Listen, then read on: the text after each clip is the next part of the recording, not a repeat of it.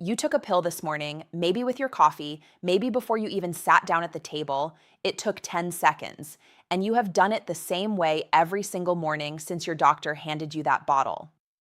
And if you are over 60 and that pill is Amlodipine, Lortan, or Lenopril, there is something happening quietly inside your body that almost nobody sits down and explains to you on the day you are handed that prescription. His name was Harold, 68 years old, a retired electrician, the kind of man who never missed a dose, never complained, never asked questions he thought might embarrass him. He had been on Amlodipine for blood pressure for almost 2 years. His wife, Carol, called my office on a Thursday afternoon. Her voice was careful, the way people sound when they are trying not to upset someone they love. She said, "Doctor, he has pulled away from me. He won't talk about it. I don't know if it's me." Harold had not had a heart attack. He had not had a stroke. He had simply noticed quietly that things were different below the belt, decided it was just age catching up with him, and said nothing to anyone for almost a year. Not to his wife, not to his cardiologist, not to me. That silence had already cost him something he didn't know how to get back. My name is Dr. Reena. I have spent 12 years as a urologist, and what I am about to walk you through are the 9 most important things every man on these 3 medications needs to understand. Things that almost never come up in a 12-minute appointment because the doctor writing your prescription is treating your blood pressure, not necessarily everything your blood pressure is connected to. Before we go further, drop your age in the comments right now and tell me this. Have you noticed any change in your energy, your flow, or your intimacy since starting blood pressure medication that you quietly chalked up to getting older? I read these comments. What you write might be the exact thing another man reading this has been too embarrassed to say out loud.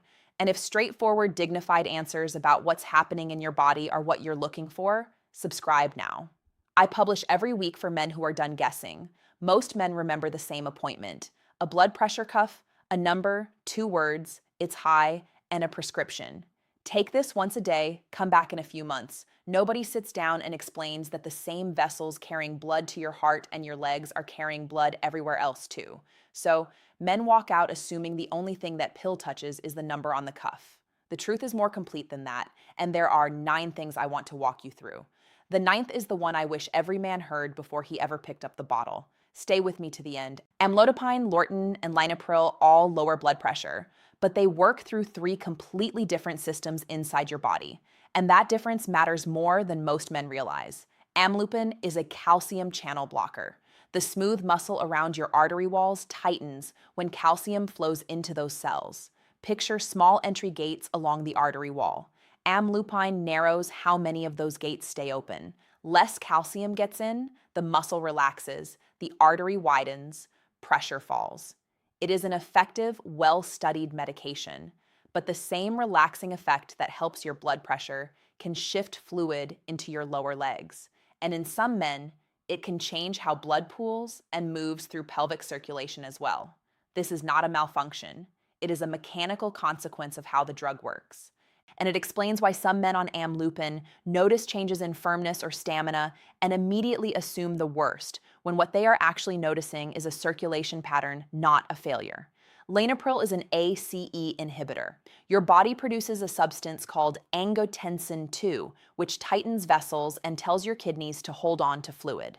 Lanopril blocks the enzyme that makes it think of it as shutting down the factory that manufactures the tightening signal. What's worth knowing here is something that surprises most men. Research suggests ACE inhibitors like Lanopril are generally more favorable for blood flow and intimacy than many older blood pressure medications, not less. If you are on Lanopril and have quietly blamed it for every change in your body, the actual mechanism does not support that being the main cause. And that matters because blaming the wrong thing means missing the real one. Lortan is an ARB, an angiotensin receptor blocker. It works on the same system as Lanopril, but at a different point. The signal still gets made, but Lortan blocks the door it needs to enter to tighten your vessels. The message is sent, the door stays locked. Some research suggests Lortan may actually be one of the more favorable options for circulation and performance compared to several older classes of blood pressure medication.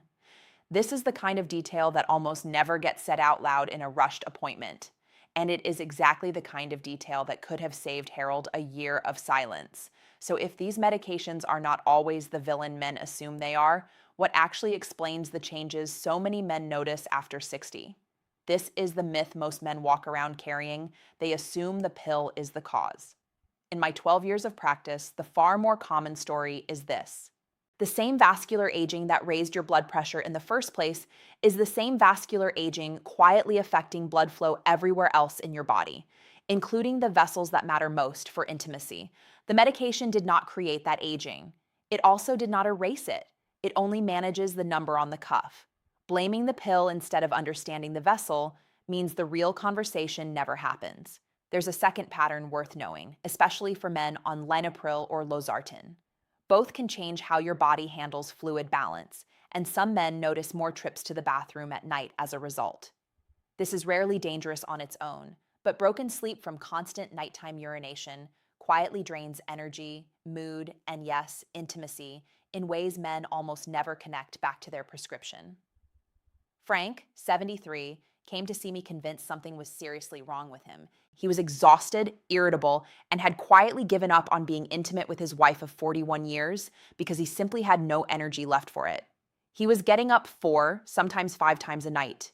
Nobody had ever asked him about his nighttime bathroom habits in relation to his blood pressure medication.